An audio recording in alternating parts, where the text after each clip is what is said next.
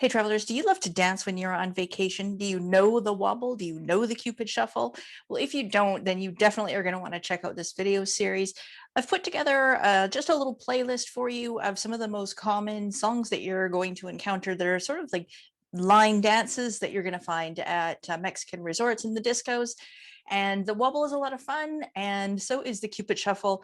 A little bit complicated if you don't know what to do, but as soon as you learn it, it's so simple and you are going to be an ace on the dance floor. So whether you're in Canada and you're waiting for that happy day when travel is allowed to resume, or whether you're in the US and you've just got a trip planned, but you aren't quite ready for the dance floor yet, now is a great time to work on your moves and get dance floor ready. So hope you enjoy this video. If you do, please give it a thumbs up and don't forget to subscribe so you don't miss out on future videos and informational updates.